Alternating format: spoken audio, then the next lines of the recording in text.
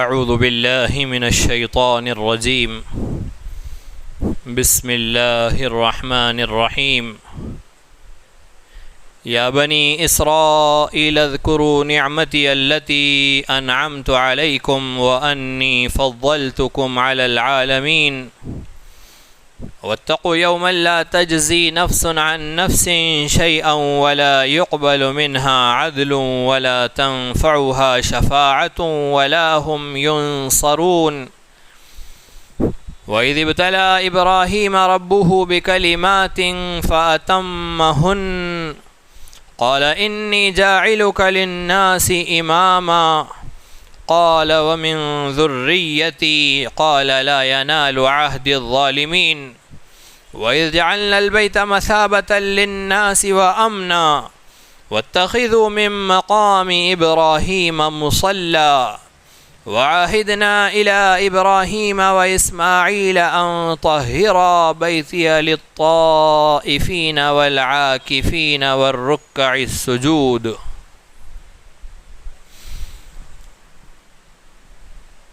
اے بنی اسرائیل یعنی اے یعقوب علیہ السلام کے بچوں، اذکروا نعمتی التی انعمت علیکم، میری اس نعمت کو یاد کرو جو میں نے تمہیں عطا کی.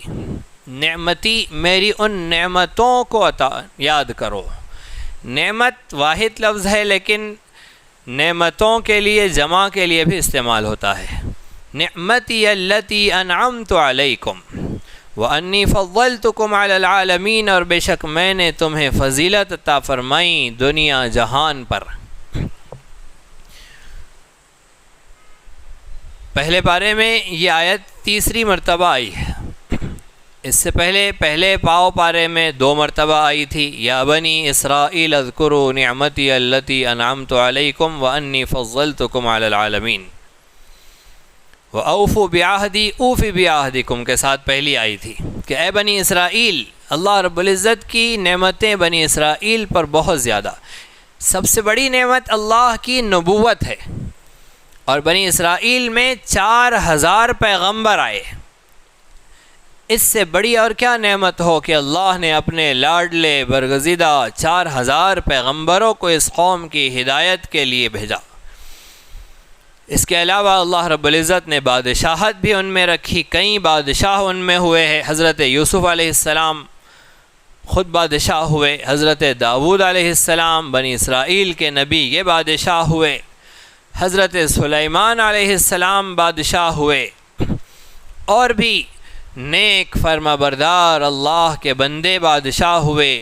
ان کے علاوہ جب بنی اسرائیل میں بگاڑ پیدا ہوا پھر بھی بادشاہت ان میں چلی، تو بادشاہ کا ہونا، نبوت کا ہونا، اللہ رب العزت نے انہیں ایسی زمینیں عطا فرمائیں، ایسے خطے عطا فرمائیں جو خوب برکتیں لٹاتی ہے. اللہ نے ایسے مواقع انہیں عطا فرمائے، یہ بھی اللہ کی ان پر نعمت ہوئی. اور وَأَنِّي فَضَّلْتُكُمْ عَلَى الْعَالَمِينَ کہ میں نے جہانوں پر، دنیا جہان پر تمہیں فضیلت عطا فرمائی. جس زمانے میں یہ نبی اور رسول ان پر نازل ہوتے، اس زمانے کے ساری قوموں میں یہ سب سے زیادہ محترم قوم ہوتی. اور آج بھی فضیلت ان کا انتظار کر رہی ہے.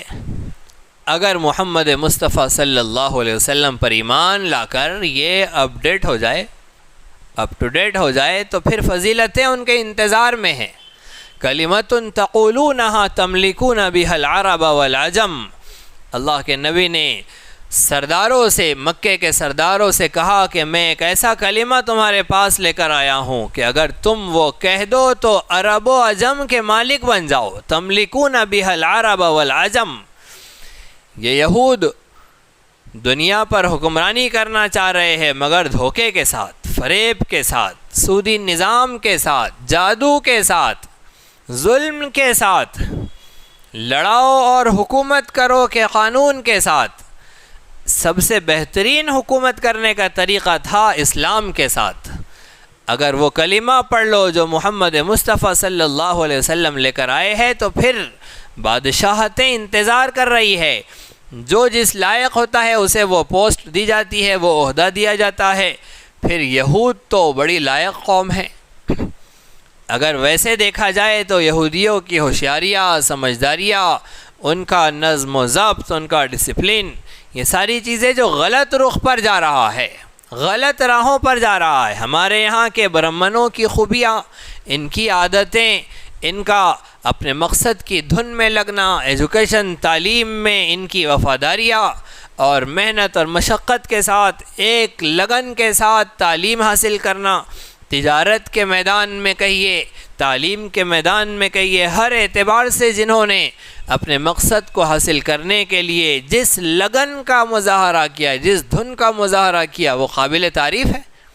آج دیکھیں تو ان کی تیاریاں، حکومت کے ہر شعبے میں، ہر بڑی سے بڑی اور اچھی سے اچھی پوسٹ پر ان کا آدمی ہے۔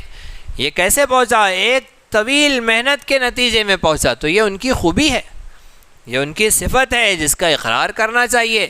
جب اتنی بڑی خوبیوں کے مالک یہ لوگ ہیں تو ان کا تو کام اسلام میں تھا، ان کا تو کام کلمہ شہادت اشہد ان لا الہ الا اللہ و اشہد ان محمدًا عبدہ و رسولہ کے اقرار کے بعد شروع ہونا تھا۔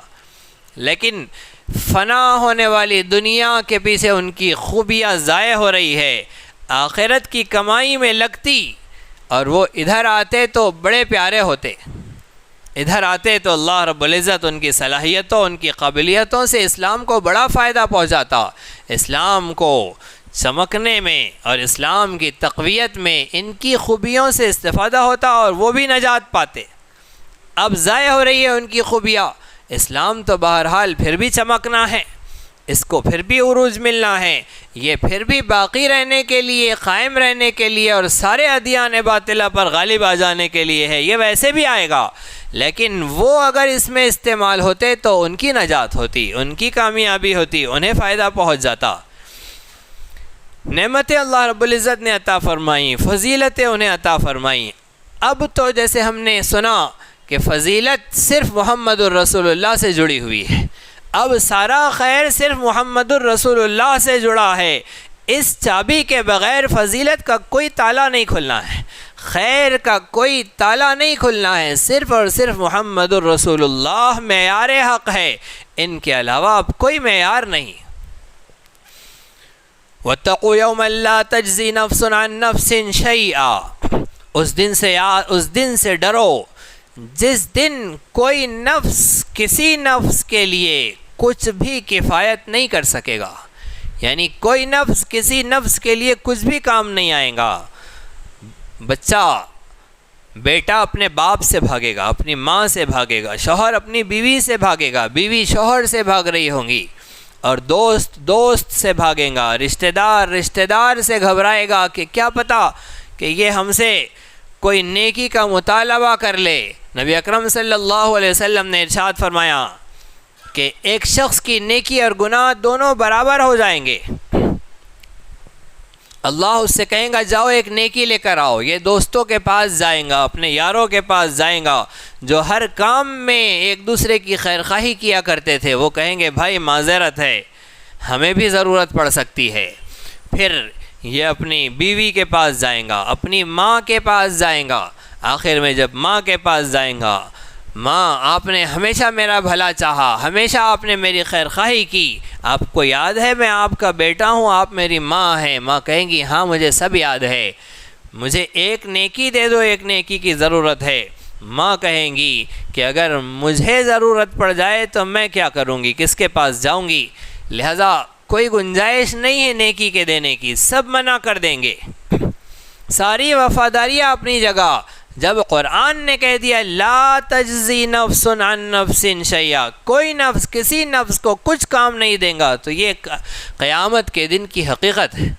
ہم اگر آج کے زمانے میں کہیں، ہماری مائیں کہیں کہ نہیں میں دے دوں گی تم کو، تو وہ آج کی صورتحال کو سامنے دیکھ کر کہہ رہی ہے کہ آج گھر میں کھانا کم ہے تو ماں کہہ دیتی ہے کہ مجھے بھوک نہیں ہے۔ وہ ایک ماں ہی ہے جو کہہ دیتی ہے مجھے بھوک نہیں ہے، بیٹا تم کھا لو۔ تو آج بھوک کا تقاضا تھا، اسے برداشت کیا جا سکتا ہے۔ میدان محشر کے اپنے تقاضے ہوں گے، وہاں کی صورتحال اپنی کیفیت والی ہوں گی۔ اللہ جو اس منظر کو جانتا ہے، ہم نہیں جانتے۔ اللہ کہہ رہے ہیں کہ اس دن کوئی کسی کے کام نہیں آئے گا، تو یہی حقیقت ہے کہ کوئی کسی کے کام نہیں آئے گا۔ لا تجزی نفس عن نفس شیئا ولا يقبل منها عدل، سب پکڑے گئے۔ اب کوئی جرمانہ قبول نہیں کیا جائے گا۔ ولا تنفعها شفاعہ، کوئی سفارش فائدہ نہیں دیں گی۔ ولا هم ينصرون، اور کوئی مدد نہیں لی جائیں گی، کسی کی مدد وہاں کام نہیں کریں گی۔ وَإِذِ ابْتَلَىٰ إِبْرَاهِيمَ رَبُّهُ بِكَلِمَاتٍ فَأَتَمَّهُنَّ، بنی اسرائیل کے تذکرے کے بعد اب پارے کے ختم تک تقریباً حضرت ابراہیم علیہ السلام کا تذکرہ ہوگا۔ حضرت ابراہیم علیہ السلام کو اللہ رب العزت نے ارشاد فرمایا، اللہ نے ان سے کہا کہ اسلام قبول کرو، میرے اطاعت گزار ہو جاؤ، فرما بردار ہو جاؤ، تابع دار ہو جاؤ۔ حضرت ابراہیم نے پوچھا نہیں کیا کرنا پڑتا ہے، آپ کے اطاعت گزار تابع دار بننے کے لیے کیا کرنا چاہیے، حضرت ابراہیم نے یہ نہیں پوچھا۔ حضرت ابراہیم نے فرمایا اسلمت لرب العالمین، میں جہانوں کے رب کا فرما بردار ہو گیا، میں نے جہانوں کے رب کے سامنے اپنے آپ کو جھکا دیا، اسلمت لرب العالمین۔ بس یہ کہنا تھا کہ مسلمان ہوں، آپ کا فرما بردار ہوں، تابع دار ہوں۔ اللہ نے فرمایا ٹھیک ہے، پھر ثبوت پیش کرو۔ ہر دعویٰ دلیل چاہتا ہے، آپ کا بھی دعویٰ ہے کہ آپ مسلمان ہیں، تو اس کی دلیل کیا ہے؟ اللہ رب العزت دلیل مانگتے ہیں، اس لیے کہ کتنی بڑی جنت دینے والے ہیں۔ اس دنیا سے 10 گنا بڑی جنت ایسے ہی دعووں پر مل جائیں گی، محض دعووں پر نہیں ملیں گی۔ اتنے بڑے بدلے اور انعام کے لیے پکی دلیل چاہیے۔ تو مسلمان ہوں کہنے کے بعد اللہ نے انہیں آزمایا۔ اللہ دلیل کہاں سے مانگتے ہیں؟ آزمائشوں کے ذریعے، امتحانات کے ذریعے۔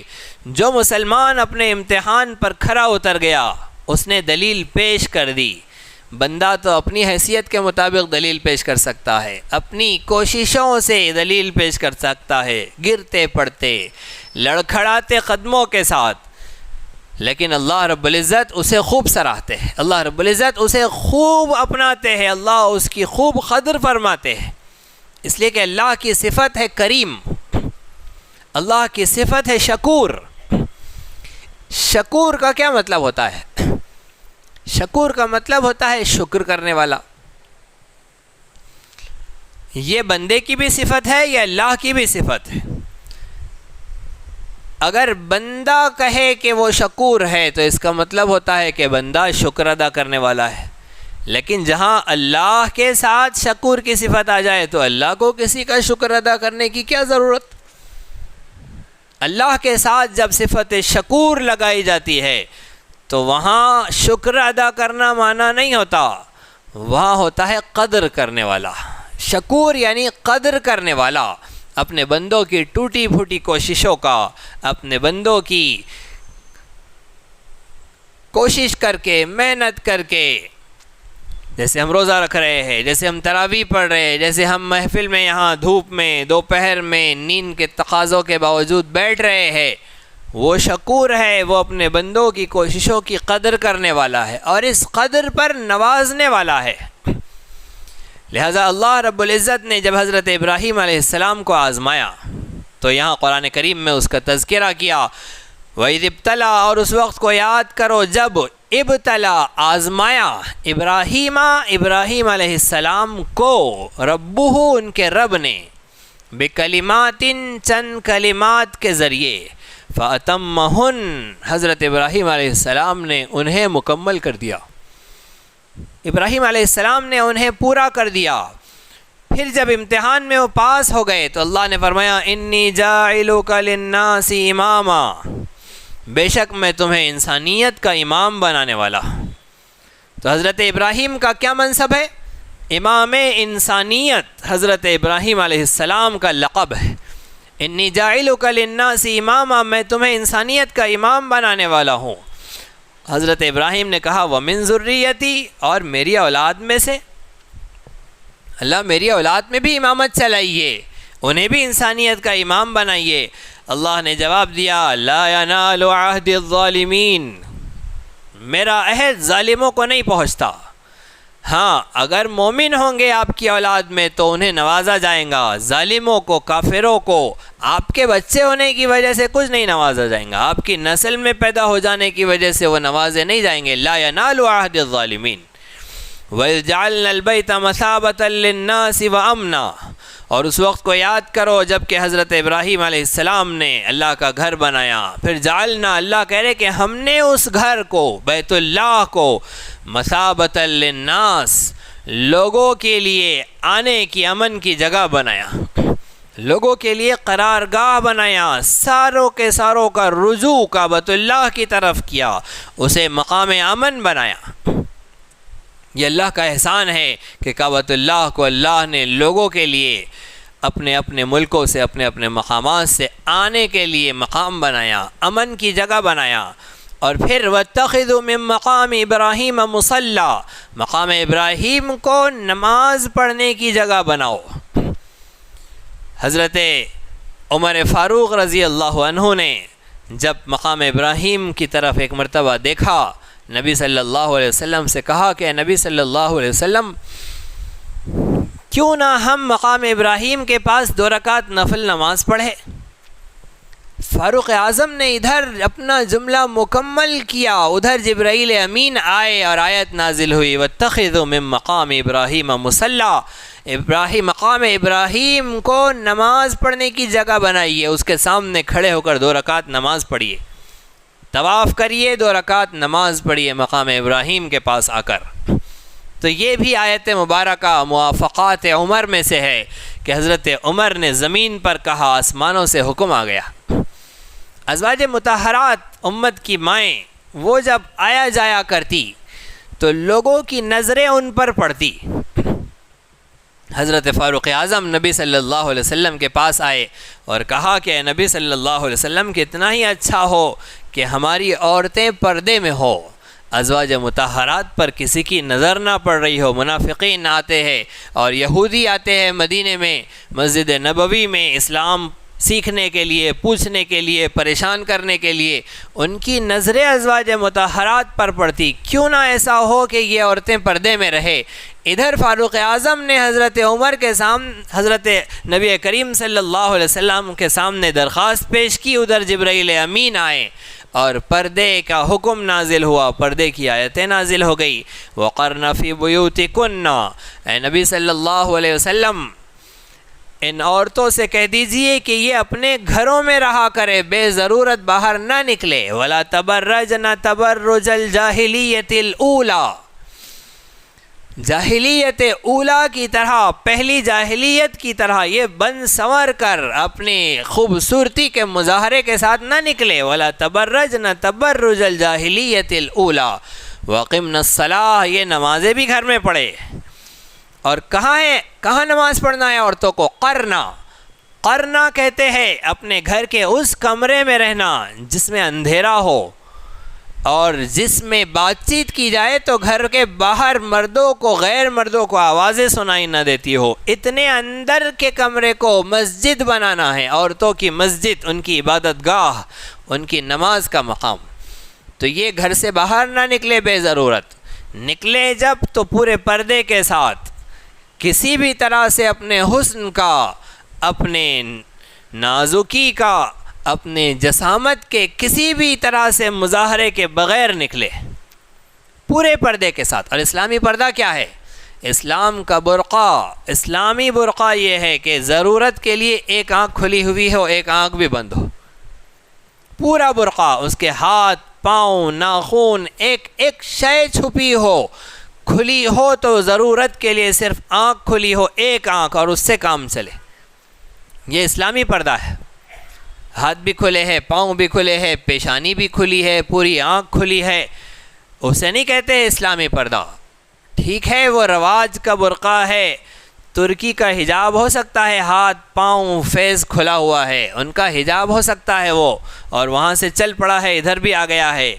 مدینے کا پردہ تو یہ ہے کہ صرف ایک آنکھ کھلی ہو، اور ریاست مدینہ کو دیکھ کر اس کی شکل میں جب ریاست قائم ہوئی ہے تو افغانستان کا پردہ بھی ایسا ہی ہے کہ ڈھیلا ڈھالا ایسا کہ جس میں کون ایک چل رہے کہ دو چل رہے وہ بھی نہ پتہ چلے، اور صرف ایک آنکھ کھلی ہے، ایک آنکھ بھی چھپی ہے، پیشانی چھپی، ہاتھ پاؤں سب چھپے ہیں۔ یہ اسلام کا پردہ ہے۔ ایک اور دعویٰ ہوا تھا مدینے کی ریاست کی نقل کرنے کا، ریاست مدینہ کی طرح ریاست بنانے کا۔ اب کام کرنے والوں کو پتہ ہے کہ کتنی پریشانیاں، کتنی مشقتیں، کتنے مصائب سے گزرنا پڑتا ہے، اور وہ سرزمین جس پر باطل نے ایسی مدد کی کہ مسلم ملکوں کے سارے بگاڑ کی جمع وہاں پر بگاڑ جمع ہے، تو بیچارہ ایک آ کر تقریر کرتا ہے اور بھاگ دوڑ کرتا ہے، محنت مشقت کرتا ہے، کتنا کام کر لیں گا، کہاں تک چلیں گا، اور پھر چھٹی بھی ہو گئی، ہٹا دیا بھی گیا، یہ سب مسائل پریشانیاں، تو کہاں تک دوڑے، کہاں تک کام کرے۔ کام قائد اس وقت کر سکتا ہے جب کہ اس کا ساتھ بھی ہو، اس کے ساتھ قابل ٹیم ہو۔ جب سب کے سب ٹانگ کھینچنے میں لگے ہوئے ہو تو پھر کہاں سے آگے بڑھے اور کہاں سے کام ہو۔ بہرحال جس کے سامنے حالات ہے وہ جانتا ہے کہ انہیں کن حالات سے گزرنا پڑتا ہے اور کیسے کام کرنا پڑتا ہے۔ نبی اکرم صلی اللہ علیہ وسلم کے زمانے میں مدینہ منورہ کا پردہ ایسا ہوا کرتا تھا، تو فاروق اعظم نے کہا کہ ہم اس مقام ابراہیم کو عبادت گاہ بنائیں، مصلی یعنی نماز پڑھنے کی جگہ، وہاں نماز پڑھے اس کے سامنے۔ اور پہلے یہ مقام ابراہیم کعبۃ اللہ کے بہت قریب تھا، لیکن جب بعد میں آبادی بڑھ گئی مسلمانوں کی، مصلیان کی، اور عاکفین اور طائفین کی، طواف کرنے والوں، اعتکاف کرنے والوں کی آبادی بڑھ گئی، تو پھر اسے دور کر لیا گیا، دور ہٹا لیا گیا۔ اور یہ مقام ابراہیم کیا تھا؟ مقام ابراہیم یہ لفٹ تھی ایک، حضرت ابراہیم جس پر کھڑے ہوتے اور کعبۃ اللہ پر اینٹ رکھتے، جب اوپر جانا پڑتا تو پتھر خود اوپر ہوتا۔ ایک لفٹ تھی جو حضرت ابراہیم کو اوپر لے جاتی، نیچے لے آتی، جہاں حضرت ابراہیم کو جانا ہوتا ادھر گھومتی۔ حضرت ابراہیم علیہ السلام مغرب کی طرف کی دیواریں کھڑی کر رہے تو ادھر رہتی، مشرق کی طرف جا رہے ادھر رہتی، شمال کی طرف آتی، جنوب کی طرف آتی۔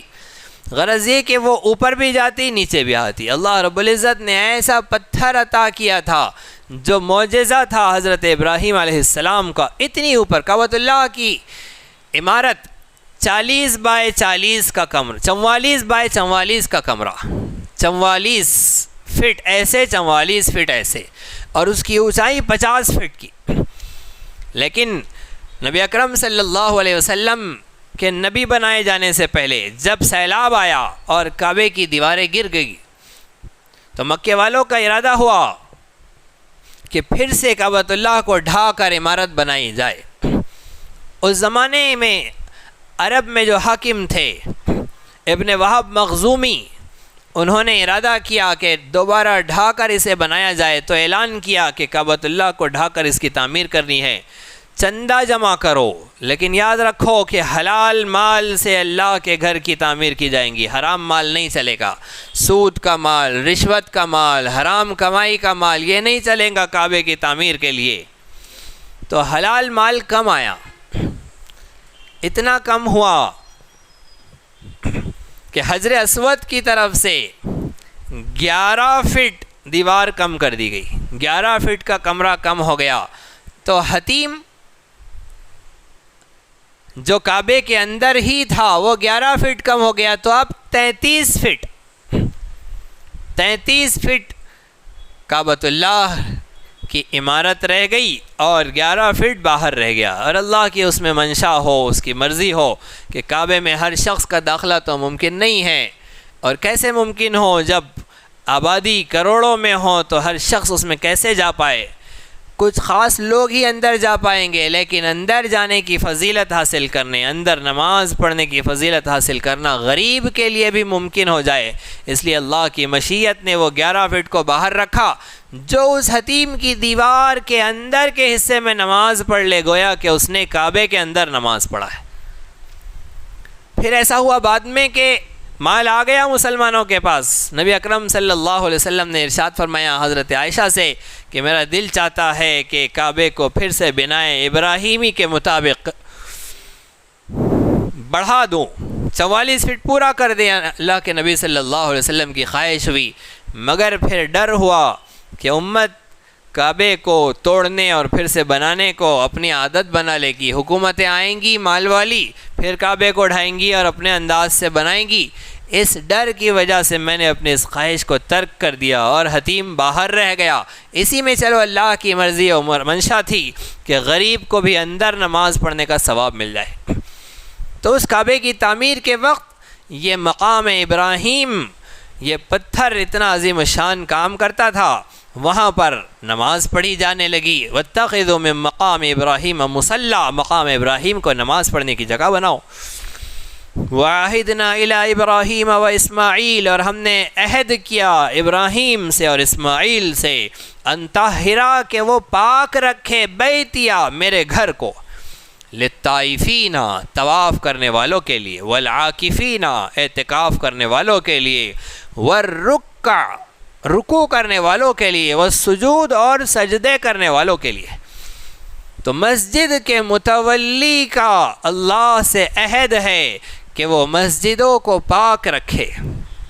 کعبۃ اللہ کے لیے خاص ہے طواف، بقیہ کہیں اور طواف نہیں ہے، لیکن اعتکاف ہوتا ہے مسجدوں میں، رکوع سجدے ہوتے ہیں مسجدوں میں، تو ان کو پاک رکھنا ہے۔ کیسے پاک رکھنا ہے؟ نبی صلی اللہ علیہ وسلم نے فرمایا کہ اپنی مسجدوں کو پاگلوں سے پاک رکھو، پاگل لوگوں کو مسجد میں مت آنے دو، اس لیے کہ وہ گندگی کر دیں گے، وہ ناپاکی کر دیں گے۔ تو کیسے رکھنا ہے پاک؟ نبی صلی اللہ علیہ وسلم مسجد نبوی میں بیٹھے ہوئے ہیں، ایک شخص آیا اور آ کر کھڑے ہو کر مسجد نبوی میں پیشاب کرنے لگا۔ صحابہ اس کی طرف دوڑے اس کو روکنے کے لیے، نبی صلی اللہ علیہ وسلم نے صحابہ کو روک دیا، منع کیا، رک جاؤ۔ جب وہ پیشاب کر چکا، نبی صلی اللہ علیہ وسلم نے اسے بلایا اور کہا کہ مسجد عبادت کے لیے ہوتی ہے، مسجد میں اللہ کا ذکر کیا جاتا ہے، تلاوت کی جاتی ہے، تم نے جو کیا اس کے لیے نہیں ہوتی ہے مسجد۔ اسے سمجھا کر روانہ کیا، پھر حکم دیا کہ اب مسجد کی پکی ہو جائے، اس کو صاف کر لیا جائے۔ اگر صحابہ اسے پکڑنے کے لیے دوڑتے تو ممکن تھا کہ وہ پیشاب روک دیتا، اگر روک دیتا تو اس کے لیے تکلیف کا، بیماری کا سبب ہو جاتا، اور اگر نہیں روکتا، صحابہ سے ڈر کر بھاگتا تو پھر ساری مسجد گندی کرتا۔ اس لیے نبی صلی اللہ علیہ وسلم نے روکنے نہیں دیا صحابہ کو، بعد میں سمجھایا۔ تو بیوقوفوں سے اگر مسجد کو پاک رکھنا ہے، ناسمجھوں سے، کم عقلوں سے اگر مسجد کو پاک رکھنا ہے، صاف رکھنا ہے، تو اگر وہ غلطی کریں تو ان کی غلطی کا ہنگامہ نہیں کرنا ہے کہ ساری مسجد ڈسٹرب ہو رہی ہے۔ کسی نے آواز کی تو اس کو روکنے کے لیے اس سے بڑی بڑی آوازیں، وہ بیچارے بچے کی آواز سے تو کسی کو کوئی تکلیف نہیں ہوئی، لیکن اس کو چپ کرنے والوں نے ساری مسجد خراب کر دی، سب شور ہنگامہ کر دیا۔ تو غلطی جب ہو رہی ہے اس وقت شور ہنگامہ اسلام نہیں سکھاتا۔ اسلام سکھاتا ہے کہ سلیقے کے ساتھ، اہتمام کے ساتھ، موقع محل کا اندازہ لگا کر سمجھایا جائے، سمجھائش ہو جائے تو نتیجے مل جاتے ہیں۔ بچوں سے، ایسے بچے، چھوٹے بچے جو ابھی آداب کا خیال نہیں رکھ پاتے، انہیں نہیں سمجھ ہے، چھوٹے بچے ہیں، انہیں بھی مسجدوں سے دور رکھنے کا حکم ہے۔ مسجدوں کو بچوں سے، چھوٹے بچوں سے بھی بچاؤ، لیکن جب 7 سال کا بچہ ہو جائے اور وہ 7 سال کا ہونے کے بعد سمجھ رکھنے لگے، اب اسے حکم کرو نماز پڑھنے کا۔ 10 سال کا ہونے پر نماز نہ پڑھے تو اسے سزا دو، اسے مسجد اپنے ساتھ لے کر آؤ۔ پھر جب 7 سال کا بچہ ہو جائے تو اسے پیچھے مت کھڑا کرو، اپنے ساتھ کھڑا کرو، اس کی تعلیم کرو، اس کی تربیت کرو۔ 7 سال کا بچہ 2 نماز، 5 نماز، 2 دن، 5 دن ادھر ادھر دیکھ کر نماز پڑھیں گا، لیکن جب ہم روزانہ نماز کے بعد گھر جاتے ہوئے ساتھ لے جا کر اس کو خوش کرتے ہوئے، اسے چاکلیٹ بسکٹ سے خوش کرتے ہوئے اسے سمجھائیں گے کہ بیٹا کتنی اچھی بات ہے آپ نماز کے لیے آئے، لیکن آپ نے ہم کو دیکھا کہ ہم نماز میں ادھر ادھر دیکھ رہے تھے، امام صاحب کو دیکھا آپ نے کہ وہ ادھر ادھر دیکھ رہے تھے، فلاں چاچا کو، انکل کو دیکھا کہ وہ ادھر ادھر دیکھ رہے تھے. جب نہیں دیکھ رہے تھے تو پتہ چلا کہ نماز میں ادھر ادھر نہیں دیکھتے ہیں، تو آپ کیوں دیکھ رہے تھے؟ آپ نے بھی ادھر ادھر نہیں دیکھنا چاہیے. ایک بار، 2 بار، 10 بار، آج نہیں کل کبھی نہ کبھی تو وہ بچہ سمجھدار ہوگا، اس کی سمجھ میں آ جائے گا. ہم اسے پیچھے کھڑا کر دیں گے تو کب سمجھائیں گے اسے؟ کب نصیحت کریں گے؟ کب تعلیم دیں گے؟ تو 7 سال سے پہلے نہ لایا جائے اور 7 سال کے بعد پھر اس کی پوری تربیت ہو. مسجدوں کو پاک رکھنے کا حکم دیا. وَطَهِّرَ بَيْتِيَ لِلطَّائِفِينَ وَالْعَاكِفِينَ وَالرُّكَّعِ السُّجُودِ. مسجد کو، بیت اللہ کو، میرے گھر کو پاک رکھو طواف کرنے والوں کے لیے، اعتکاف کرنے والوں کے لیے، رکوع کرنے والوں، سجدے کرنے والوں کے لیے. وَإِذْ قَالَ إِبْرَاهِيمُ رَبِّ اجْعَلْ هَذَا بَلَدًا آمِنًا. اور اس وقت کو یاد کرو جب کہ حضرت ابراہیم علیہ السلام نے اللہ رب العزت سے دعا کی. یہ وقت کون سا تھا یہ دعا کا؟ یہ وقت وہ تھا جب حضرت ابراہیم علیہ السلام اپنی جوان سالہ بیوی، اور وہ بیوی جس سے بیٹا ہوا ہے، اولاد ہوئی ہے، وہ تو اور زیادہ محبوب ہوتی ہے، اس بیوی اور دودھ پیتے معصوم بچے کو اس وادی غیر ذی زرع، اس بے آب و گیاہ وادی، وہ وادی جہاں نہ دانہ ہے نہ پانی ہے، اس وادی میں چھوڑ کر چل رہے ہیں. اس وقت حضرت ابراہیم یہ دعا کر رہے ہیں. واقعہ کیا ہوا تھا؟ حضرت ابراہیم عراق میں تھے. عراق میں جب حضرت ابراہیم علیہ السلام کو آزمائشوں میں ڈالا گیا، اور آزمائشیں کہاں تک پہنچی؟ آگ میں ڈالے جانے تک پہنچ گئی. اب آگ میں حضرت ابراہیم کو ڈالا گیا، آگ گل و گلزار سدا بہار بن گئی. حضرت ابراہیم وہاں سے نکلے. اب آپ نے ہجرت کا ارادہ کیا، اللہ نے آپ کو ہجرت کا حکم دیا. اس وقت صرف 3 مسلمان تھے. ایک حضرت ابراہیم، دوسرے آپ کے بھتیجے حضرت لوط علیہ السلام، اور تیسرے آپ کی چاچا زاد بہن حضرت سارہ سلام اللہ علیہا، جو آپ کی بیوی بھی تھی. بس یہ 3 لوگ مسلمان، اور یہ عراق سے نکلے. اور راستے میں پھر اور آزمائش آئی. راستے میں ایک مقام پر ایسی بستی سے گزر ہوا جہاں کا بادشاہ، جہاں کا سردار نالائق تھا، اور اس کا طریقہ یہ ہوتا تھا کہ جب کوئی خوبصورت عورت اس کے علاقے سے گزرتی تو وہ اسے چھیڑ چھاڑ کے بغیر جانے نہیں دیتا. بادشاہ کا، سلطنت کا ایک خادم جب ان تینوں کی طرف دیکھتا ہے، ان کی صورتیں دیکھ کر اسے محبت آئی، شفقت آئی. اس نے پوچھا کہ یہ عورت جو تمہارے ساتھ ہے یہ کون ہے تمہاری؟ حضرت ابراہیم نے کہا کہ یہ میری بیوی ہے. اس نے کہا کہ خدا را اسے بیوی مت کہو، اس لیے کہ یہاں کے بادشاہ کا یہ اصول ہے کہ اگر کوئی عورت خوبصورت اس کی بستی سے گزرتی ہے اور ساتھ میں شوہر ہوتا ہے تو پہلے وہ شوہر کو قتل کرتا ہے، بعد میں اگلی کارروائی کرتا ہے. آپ اسے بہن کہنا، بیوی مت کہنا، ورنہ یہ آپ کو قتل کر دیں گا. آپ اجنبی مسافر ہے، اچھے انسان لگتے ہو، میں آپ کی خیرخواہی کر رہا ہوں.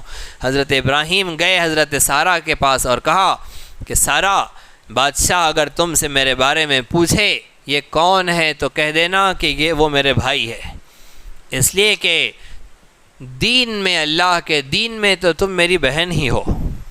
انت اخت فی دین اللہ، تم اللہ کے دین میں میری بہن ہو. اس لیے کہ ہر سارے انسان آپس میں بھائی بھائی ہے، بھائی بہنیں ہیں، تو اس رشتے کے اعتبار سے بہن بھائی کہہ دینا، شوہر بیوی مت کہنا. یہ کہہ دیا حضرت ابراہیم نے. جیسے ہی بادشاہ سے سامنا ہوا، حضرت ابراہیم نے پوچھا یہ کون ہے تمہاری؟ انہوں نے کہا کہ یہ میری بہن ہے. پھر وہ حضرت سارہ کی طرف غلط حرکت کے لیے آگے بڑھا تو زمین میں دھس گیا، اس کے پاؤں زمین میں دھس گئے. اس نے گھبرا کر کہا کہ یہ کوئی نیک لوگ لگتے ہیں، مجھے بد دعا لگ گئی ہے، اللہ سے دعا کرو کہ وہ مجھے اس سے نجات عطا کر دے، میں اب آئندہ ایسی غلطی نہیں کروں گا. تاریخی روایات میں ہے کہ اس نے 1 دفعہ نہیں، 2 دفعہ، 100 دفعہ کیا.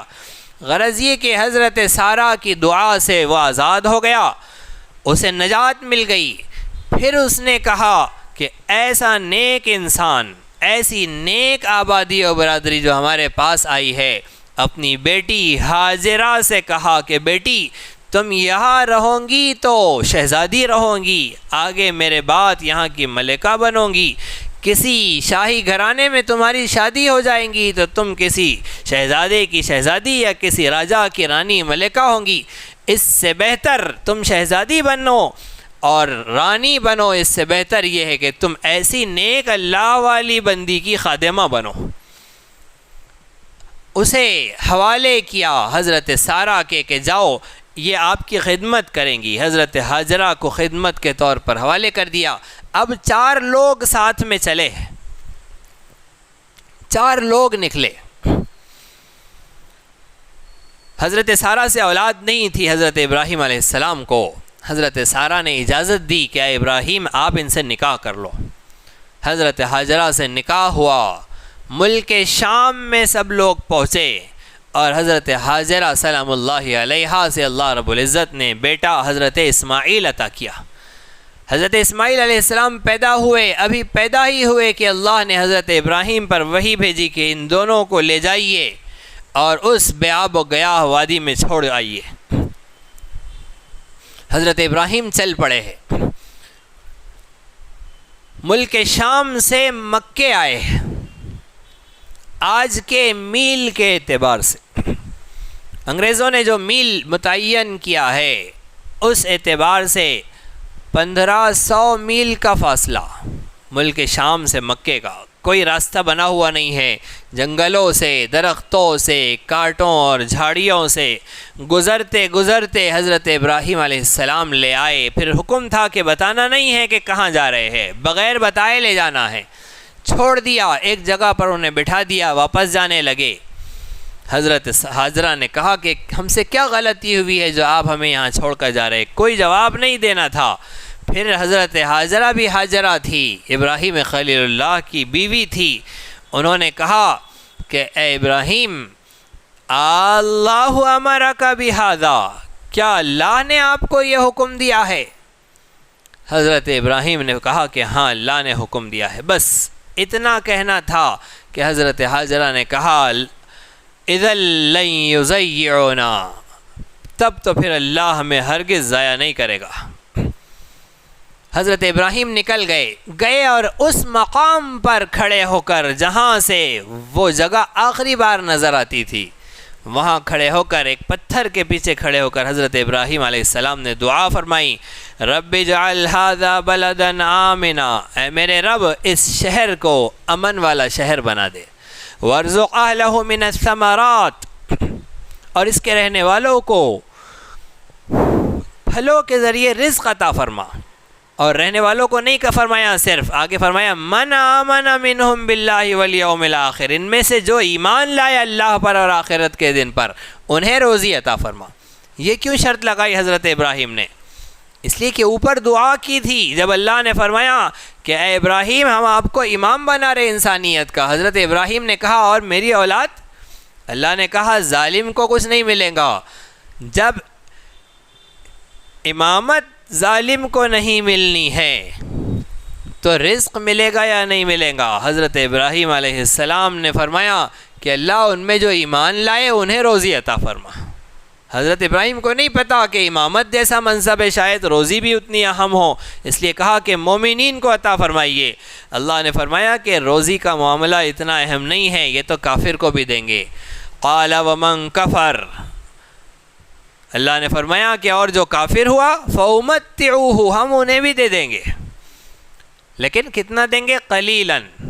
قلیل کا مطلب کیا ہے؟ قلیل کا مطلب صرف دنیاوی زندگی میں، دنیا کی زندگی میں انہیں روزی ہے، انہیں فائدہ ہے، انہیں اللہ رب العزت کی عنایتیں اور نوازشوں سے استفادے کا موقع ہے، صرف دنیا کی زندگی میں۔ اگرچہ دنیا کی زندگی میں تم سے زیادہ دے دیں گے ان کو، مومنوں سے زیادہ ان کے پاس حکومتیں، مومنوں سے زیادہ ان کے پاس مال، مومنوں سے زیادہ ان کے پاس کامیابیوں کے نقشے، لیکن قلیلاً، بس دنیا میں ہے، مرنے کے بعد تو چھٹی ہے، پھر کچھ نہیں ملنا ہے۔ پھر کیا ہوگا مرنے کے بعد؟ ثم اضطرہ الی عذاب النار، پھر میں انہیں جہنم کے عذاب کی طرف زبردستی کھینچ کر لے آؤں گا۔ وبئس المصیر، اور جہنم کتنا برا ٹھکانہ ہے، یہ حضرت ابراہیم علیہ السلام کی دعا اور ابراہیم علیہ السلام کی دعا کی قبولیت کا بیان تھا۔ ادھر وہ لوگ رہ گئے، حضرت ہاجرہ اور حضرت اسماعیل، کھانے پینے کا جتنا سامان تھا سب ختم ہو گیا، مشکیزہ پانی سے خالی ہو گیا، جو کھانا تھا حضرت ہاجرہ کے پاس وہ ختم ہو گیا، اب تو دودھ بھی نہیں آتا ہے، اب تو پانی بھی نہیں ہے، اور کوئی زندگی کا وہاں سامان نہیں ہے۔ دو پہاڑیاں تھی، صفا اور مروہ، ان دونوں کے بیچ میں نچلا حصہ تھا، وادی تھی، دو پہاڑوں کے درمیان جو حصہ ہوتا ہے اس کو وادی کہتے۔ حضرت ہاجرہ ادھر سے بھاگتی ہے ادھر جاتی ہے، صفا سے مروہ، مروہ سے صفا، اوپر چڑھتی ہے، دیکھتی ہے کوئی زندگی کے آثار نظر آ رہے ہیں، کوئی ہے یا نہیں ہے، پھر نیچے اترتی ہے تو اپنے بچے کو دیکھتی ہے، چلنے لگتی ہے، پھر دوڑتے ہوئے جاتی ہے، اوپر دیکھتی ہے، پھر کوئی نظر آ رہا ہے کیا، کوئی نظر آ رہا ہے۔ 7 چکر کیے ہیں حضرت ہاجرہ سلام اللہ علیہا نے، جب بچہ نظر آتا تو چلنے لگتی، جب بچہ نظر نہ آتا تو دوڑنے لگتی۔ اللہ رب العزت کو حضرت ہاجرہ کی یہ ادا اتنی پسند آئی، اتنی پسند آئی کہ اللہ نے امت محمدیہ کے حاجیوں کے لیے صفا و مروہ کی سعی ایک رکن بنا دی کہ صفا و مروہ پہ دوڑو۔ لیکن اللہ کی قدرت کے، اس کے فیصلوں کے شان، اس کی شان اپنی نرالی، ابراہیم نہیں دوڑے، ہاجرہ دوڑی ہے، لیکن اللہ نے امت محمدیہ کے مردوں سے کہا مردوں تم دوڑو، عورتیں نہ دوڑے۔ وہاں ہاجرہ دوڑی تو انصاف ہوتا کہ عورتیں دوڑتی، لیکن اللہ نے کہا کہ نہیں، وہاں ہاجرہ دوڑی ہے، یہاں عورتیں نہ دوڑے، مرد دوڑے۔ یہ کیوں؟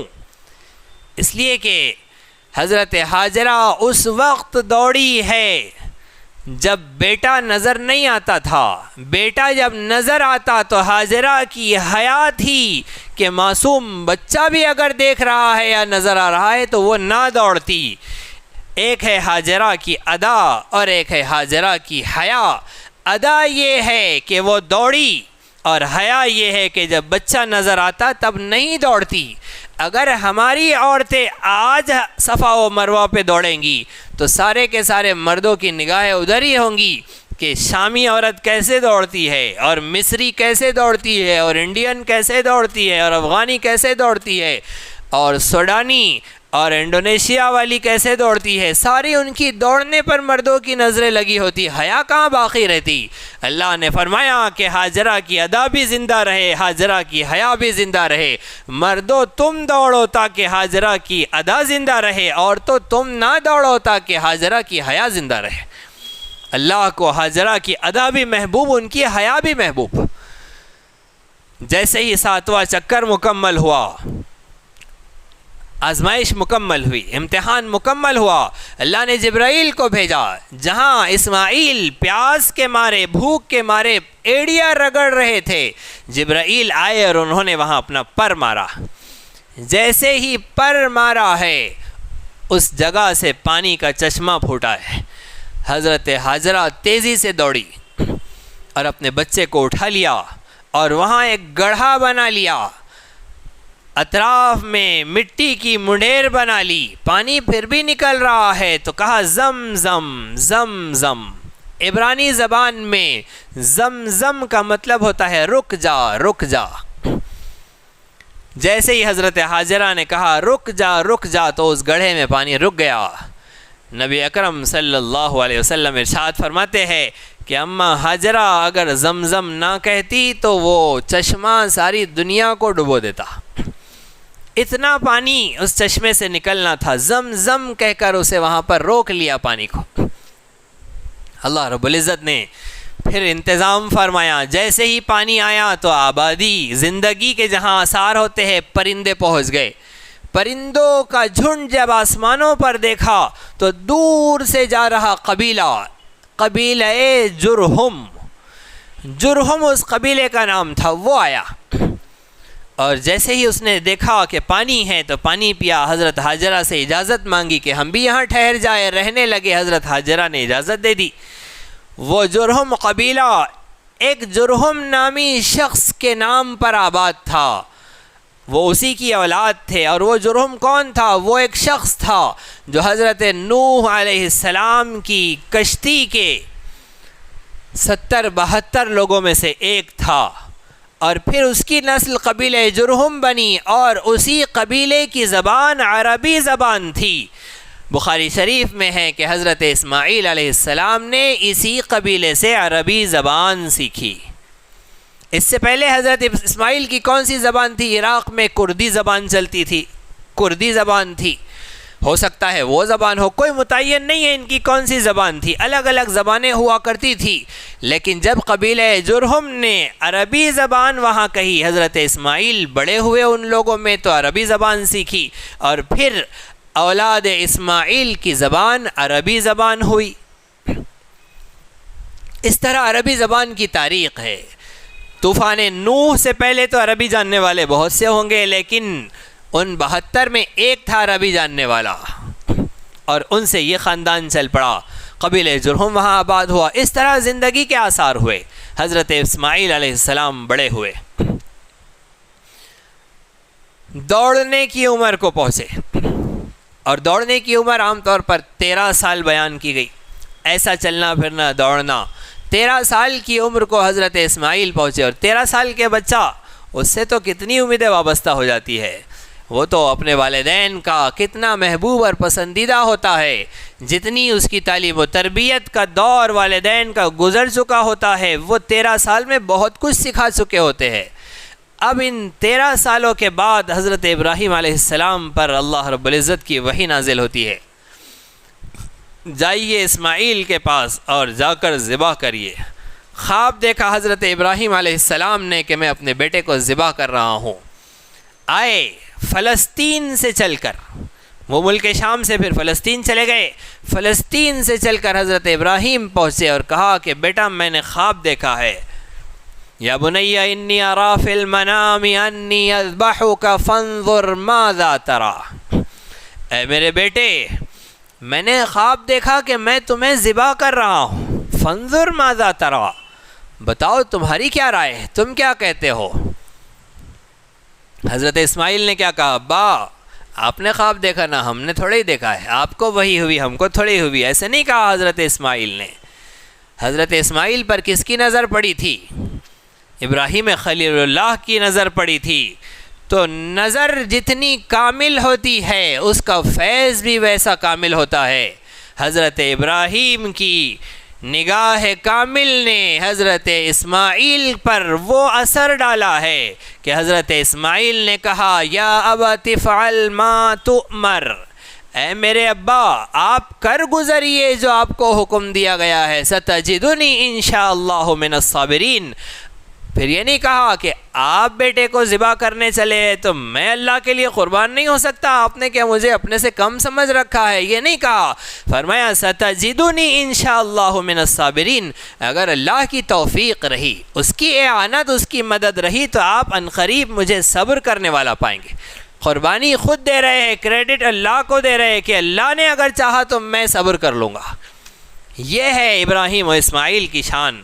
اللہ نے، شاعر نے کہا وہ فیضان نظر تھا یا کہ مکتب کی کرامت تھی، سکھائے کس نے اسماعیل کو آداب فرزندی۔ مکتب کی کرامت نہیں تھی وہ، ہم سمجھتے ہیں مکتب کی کرامت تھی، کچھ لوگ مکتب کی کرامت ثابت کرتے ہیں، مکتب کی تعلیم، گھر کی تعلیم پر یہ شعر استدلال کے لیے پیش کرتے ہیں کہ دیکھو ہاجرہ نے کتنی قربانی دی، دیکھو اسماعیل نے کتنی قربانی دی، اس لیے کہ ان کے پاس مکتب تھا۔ یہ فیضان نظر کی کرامت تھی۔ حضرت ابراہیم کہاں تھے یہاں پر؟ وہ تو ابھی آئے خواب دیکھنے کے بعد۔ تو نگاہ کا فیضان ایسا جامع ہوتا ہے۔ دیکھیں نا حضرت صحابہ کرام رسول اکرم صلی اللہ علیہ وسلم کی فیضان نظر سے کیسے کامل بنے اور کیسے مکمل ہوئے، اور اللہ نے کیسی عالی شان مثال حضرت صحابہ کرام کی دنیا کے سامنے پیش کی۔ یہ فیضان نظر ہوتا ہے۔ اللہ ہمیں بھی کسی کامل کی نظر کا فیضان عطا کر دے، ہم بھی کچھ استفادہ کرنے والے بن جائے، چپ چپ کے مسلمانوں میں کچھ جان آ جائے، کاغذ کے شعروں میں کچھ روح پڑ جائے، کچھ ہمیں بھی مل جائے۔ اللہ ہمارے لیے بھی کوئی نظام، کوئی ترتیب کر کے قبول فرما لے، اس کے لیے کیا مشکل ہے۔ حضرت اسماعیل علیہ السلام نے کہہ دیا چلیے قبول کریے، اور قربان کیجئے۔ آپ لے کر نکلے ہیں منا کی وادی میں، راستے میں شیطان نے آ کر کہا کہ ابراہیم کہاں لے چلے اپنے بچے کو؟ ابراہیم نے کہا میں ذبح کرنے جا رہا ہوں، اللہ کا حکم ہے۔ شیطان نے کہا کہ ارے نہیں، اس کا کوئی دوسرا اشارہ ہوگا، بیٹے کو بھی کئی قربان کرتے ہیں، بیٹے کو بھی ذبح کرنے کا بھی کوئی حکم دیتا ہے، کوئی دوسرا مطلب اشارہ ہوگا، آپ سمجھے نہیں، غور کرو۔ جیسے ہی حضرت ابراہیم نے یہ سنا تو لا الہ الا اللہ، اللہ اکبر کہا، اللہ اکبر کہا اور کنکر مارا۔ 7 کنکری اللہ اکبر کہہ کر حضرت ابراہیم علیہ السلام نے اسے ماری۔ پھر آگے بڑھے، پھر آیا، پھر کہا ارے سوچ لو، اللہ کا یہ حکم نہیں ہوگا، کوئی اور اشارہ ہوگا۔ پھر آپ نے اللہ اکبر کہا اور 7 کنکری ماری۔ پھر آگے بڑھے، تیسرے باری پھر شیطان نے بہکانے کی کوشش کی، آپ نے تیسرے شیطان کو 7 کنکری پھر اللہ اکبر کہہ کر ماری۔ جمرہ عقبہ، جمرہ اولا، جمرہ ثانیہ، 3 شیطانوں کو 7 کنکریاں حضرت اسماعیل علیہ السلام، حضرت ابراہیم علیہ السلام نے ماری۔ حضرت اسماعیل کو لٹایا ہے، ان کے گلے پر چھری چلانے کے لیے آنکھوں کو پٹی باندھی ہے، حضرت ابراہیم نے اپنی بھی آنکھوں کو باندھی، حضرت اسماعیل کی آنکھوں پر بھی باندھی، اور پھر ان کے گلے پر چھری چلانی تھی، اوندھے لٹایا نیچے سے چھری چلانے کے لیے۔ اللہ رب العزت کو وہ ادا کتنی پسند آئی۔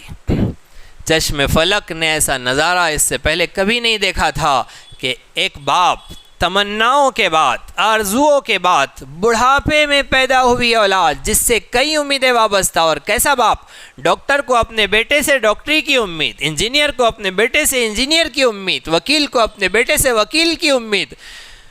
وہ ابراہیم خلیل اللہ امام انسانیت کو اپنے بیٹے سے نبوت کی امید، رسالت کی امید، انسانیت کی فلاح و صلاح اور خیر کی امید، اتنی امیدیں وابستہ جس بچے سے اسے ذبح کرنے چلا ہے۔ ایسا منظر اس سے پہلے کبھی نہیں تھا۔ آسمانوں پر فرشتوں کی زبان سے یہ کلمات ادا ہوئے، اللہ اکبر، اللہ اکبر۔ اللہ ایسا منظر تو اس سے پہلے کبھی نہیں دیکھا۔ آپ کی ذات سب سے بڑی ہے، اللہ آپ سب سے بڑے ہیں، اللہ اکبر، اللہ اکبر۔ جیسے ہی فرشتوں نے یہ بات کہی، اللہ نے وہ فرشتوں کے الفاظ حضرت ابراہیم علیہ السلام کو سنائے۔ حضرت ابراہیم کے ہاتھ میں چھری ہے اور آپ کہہ رہے ہیں لا الہ الا اللہ واللہ اکبر، اللہ کے سوا کوئی عبادت کے لائق نہیں، اللہ سب سے بڑا ہے۔ چھری پر لیٹے اسماعیل نے کہا اللہ اکبر وللہ الحمد، اللہ سب سے بڑا ہے، اسی کے لیے تمام تعریفیں ہیں۔ اللہ کو فرشتوں کی، ابراہیم کے، اسماعیل کے یہ کلمات اتنے پسند آئے کہ حاجیوں کے لیے تلبیہ بنا دیا۔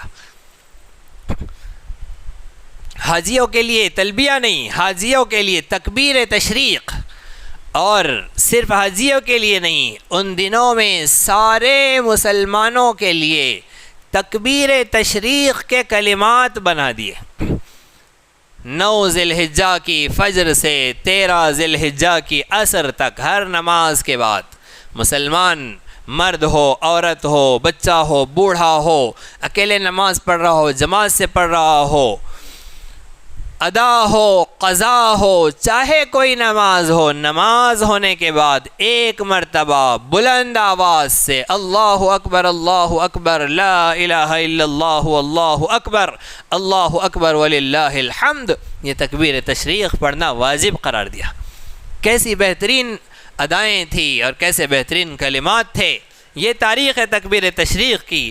اب ذبح کرنا ہی تھا کہ اللہ نے حکم دیا جبرائیل کو جنت سے دمبا لے کر آئے۔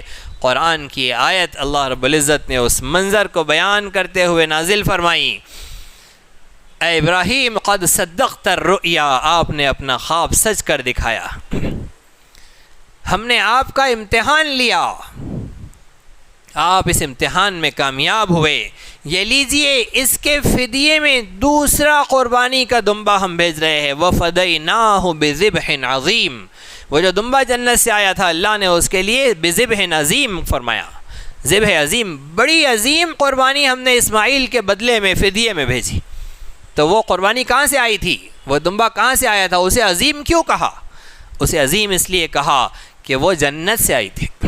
تو جنت سے کیوں لائی تھی؟ یہیں سے لیتے، دنیا کا ہی ایک آدھ دمبا پکڑا جاتا، اللہ کے لیے وہ بھی مشکل نہیں تھا، لیکن جنت سے اللہ نے دمبا بھیجا. کیوں بھیجا؟ اس لیے بھیجا کہ جنتی شخص کے فدیے میں ذبح ہونا تھا. حضرت اسماعیل علیہ السلام جنت کی مٹی سے بنے ہیں، لہٰذا جنت کا دمبا ان کے فدیے میں آیا. حضرت اسماعیل علیہ السلام کے فدیے میں ذبح ہوا. اللہ نے قبول فرمایا حضرت ابراہیم اور اسماعیل کی قربانیوں کو. یہ قربانی ہوئی. پھر آگے چلے، جب حضرت اسماعیل بڑے ہوئے، اللہ رب العزت نے حضرت ابراہیم اور اسماعیل کے ذریعے ایک اور عظیم کارنامہ قبول فرمایا. اس وقت کو یاد کریے، وَإِذْ يَرْفَعُ إِبْرَاهِيمُ الْقَوَاعِدَ مِنَ الْبَيْتِ وَإِسْمَاعِيلُ. اور اس وقت کو یاد کریے جب حضرت ابراہیم علیہ السلام اور حضرت اسماعیل علیہ السلام بیت اللہ کی بنیادوں کو کھڑا کر رہے تھے، اللہ کے گھر کی بنیادوں کو کھڑا کر رہے تھے. اس وقت دونوں دعا کر رہے تھے، ربنا وجعلنا مسلمین لک، اے ہمارے رب ہم دونوں کو اپنا فرما بردار بنا دے.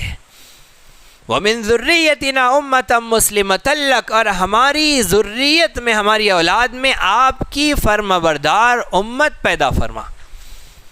تو یہ مسلم حضرت ابراہیم نے نام رکھا ہے ہمارا.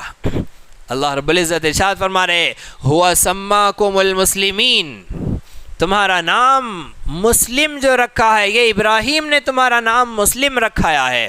ہوا سماکم المسلمین وارنا مناسکنا، اور دعا فرمائی ارینا، ہمیں سکھا، مناسکنا، ہماری عبادتوں کے طریقے. مناسک صلاۃ نماز کو کہتے ہیں، اور منسک کسے کہتے ہیں؟ مناسک حج کی عبادتوں کو.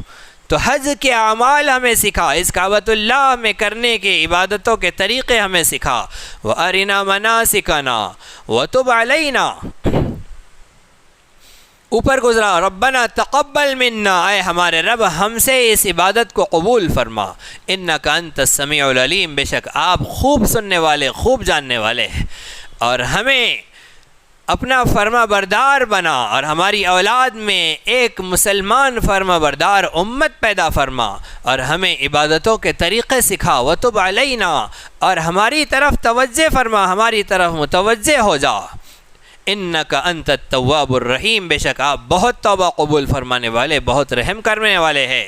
اور آخر میں ربنا وابعث فیہم رسولا منہم، ایک اور دعا فرمائی کہ اے ہمارے رب بھیج ان میں، یعنی میری اولاد میں، میری ذریت میں جو فرما بردار امت ہے ان میں بھیج رسولا منہم، انہی میں سے ایک رسول، یتلو علیہم آیاتی کا، جو ان پر آپ کی آیتوں کی تلاوت کرے. پہلی چیز تلاوت، تراویح میں ہو رہی ہے تلاوت. وَيُعَلِّمُهُمُ الْكِتَابَ، تلاوت سے کام نہیں چلیں گا، اور کیا کرنا ہے؟ يُعَلِّمُهُمُ الْكِتَابَ، انہیں کتاب سکھائے. تو کتاب سکھانے کا کام چل رہا ہے درس قرآن کی محفل میں. والحکمہ، اور حکمت بھی سکھایا. اور حکمت کیا ہے؟ حکمت کی تفسیر مفسرین نے کی ہے حدیث نبوی صلی اللہ علیہ وسلم سے. کیا حدیث نبویہ کا درس، تو تعلیم قرآن بھی ضروری ہے، درس قرآن بھی ضروری ہے، درس حدیث بھی ضروری ہے. اور وَيُزَكِّيهِمْ، تزکیہ، دلوں کا تزکیہ، روح کا تزکیہ، دلوں کی اصلاح، یہ بھی ضروری ہے. وَيُزَكِّيهِمْ، اور ان کا تزکیہ کرے. انک انت العزیز الحکیم، بے شک آپ بہت غالب اور بڑے حکیم ہیں، آپ کے فیصلے حکمتوں والے ہیں. رسول اکرم صلی اللہ علیہ وسلم کے ذمہ داری نبوت میں سے، نبوت کی ذمہ داریوں میں سے یہ کام جو آخری آیت میں بیان کیا گیا ہے، بڑی عظیم الشان دعا ہے، اللہ نے قبول فرمائی. کل آئندہ درس میں انشاءاللہ اس آیت سے انشاءاللہ درس شروع ہوگا، جس میں رسول اکرم صلی اللہ علیہ وسلم کی نبوی مسئولیات اور ذمہ داریوں کو بڑے احسن طریقے سے بیان کیا گیا ہے. اللہ رب العزت ہم سب کو صحیح سمجھ عطا فرمائے، صحیح فہم عطا فرمائے. ملت ابراہیمی میں پیدا ہونے کے اعتبار سے اللہ ہم سب کو بھی اس عظیم خدمت کی توفیق عطا فرمائے. سبحان اللہ وبحمدہ، سبحانک اللہم وبحمدک، نشہد ان لا الہ الا انت، نستغفرک ونتوب الیک. اسی طرح دینی، علمی، اصلاحی اور تاریخی دروس و بیانات سے استفادے کے لیے آپ کے اس چینل کو لائک، شیئر اور سبسکرائب کریں.